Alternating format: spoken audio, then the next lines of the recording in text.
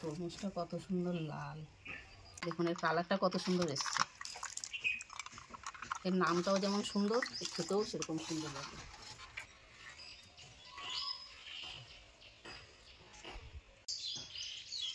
কত সুন্দর লাগছে। আপনার বাড়িতে আত্মীয় স্বজন আসলে এরকম করে একটু শরবত বানিয়ে দেবেন। নমস্কার, নবরত্ন কিচেনে আপনাদের সকলকে জানাই স্বাগত। আজকে একটা শরবতের রেসিপি নিয়ে এসেছি। এটা আজকে তরমুজের মহব্বতী শরবত। আজকে আপনারা সম্পূর্ণ দুটো গোলাপও নিয়ে চলে এসেছি মহব্বতী শরবত। তার জন্য গোলাপ না দিলে তো হয় না। তো প্রথমে তরমুজটা কেটে নেবেন। তরমুজটা কাটা যাবে?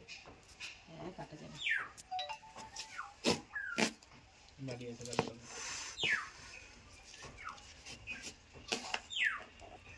তরমুজটা কত সুন্দর লাল। তরমুজটা ভালোই লাল না?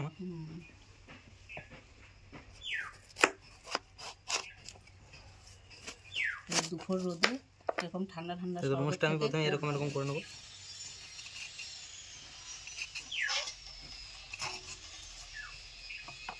এটাতে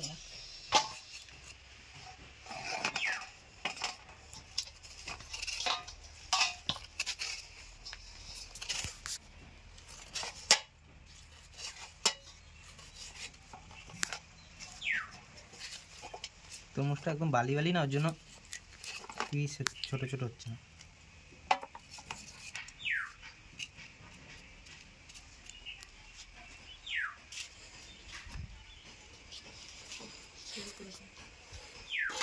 যেগুলো বিচনগুলো যতটা ফেলানো ফেলে দেবেন।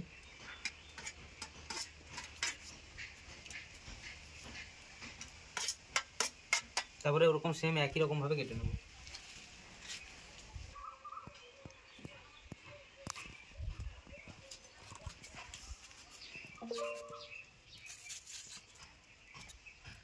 এরকম করে কেটে নেবেন, যতটা কাটা যাচ্ছে, যতটা নেওয়া যায় লাল অংশটুকু নিয়ে নেবেন, আর বেচনগুলো বেছে ফেলে দেবেন।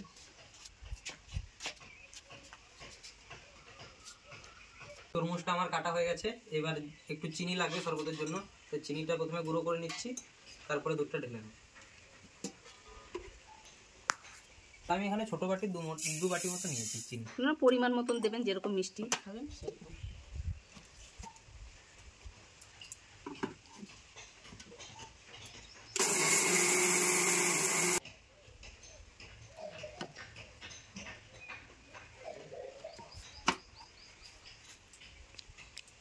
আর এই সব কিছু উপকরণের পরেও এটা মেন যে উপকরণ লাগবে সেটা হচ্ছে রুয়াবজা। সেটা আমরা বাজার থেকে নিয়ে এসেছি, তো এটা দিয়েই আজকে বানাবো।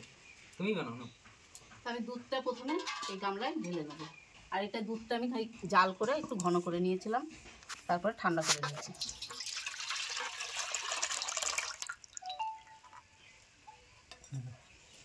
তো আমি এখানে চিনি গুঁড়ো কিছুটা এখানে মিশিয়ে নেবো। আমি এটুকু দিলাম, লাগলে পরে দেবো।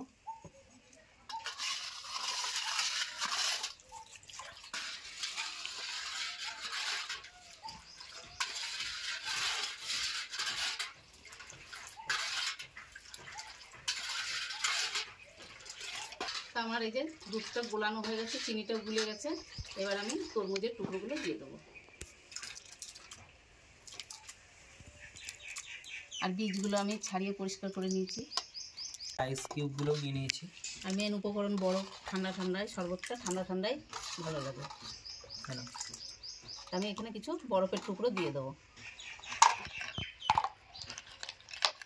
আর দুপুর রোদে আপনারাও এরকম ঠান্ডা শরবত করে খাবেন, দেখবেন খুব ভালো লাগবে।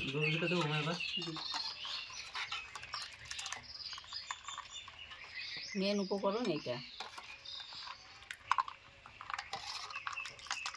দেখুন এর কালারটা কত সুন্দর এসছে। এর নামটাও যেমন সুন্দর, খেতেও সেরকম সুন্দর লাগে।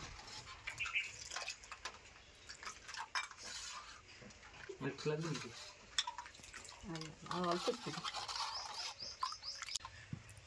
দেখুন আমি 3 ঢাকনা মতো দিলাম।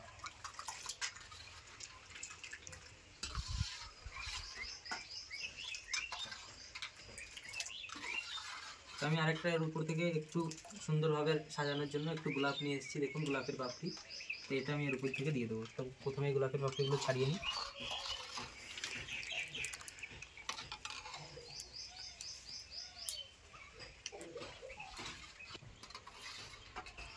তো এবার উপর থেকে আমি গোলাপের পাপড়িগুলো দিয়ে দিচ্ছি।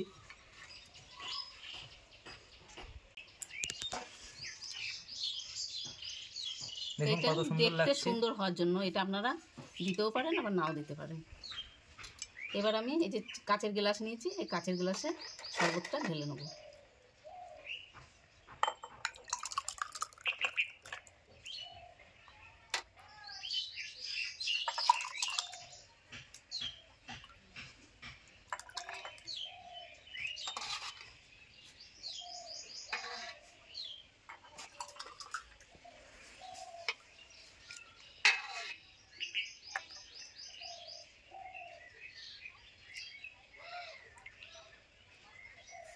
আর উপর থেকে আমি স্লাইস করে কেটে নিয়েছিলাম তরমুজ, সেগুলো সাইডে হালকা করে এরকম দিয়ে দেবো।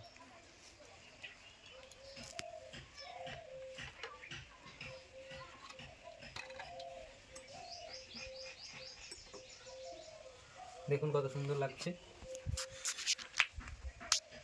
দেখুন কত সুন্দর লাগছে। আপনারা বাড়িতে আত্মীয় স্বজন আসলে এরকম করে একটা শরবত বানিয়ে দেবেন, দেখবেন খুব খুশি হয়ে যাবে। তারপর আপনারা এরকমভাবে বানিয়ে খেতে পারেন বাড়িতে, গরমের দিন এখন এরকম শরবত ঠান্ডা বরফ দিয়ে বানাবেন, অবশ্যই ভালো লাগবে।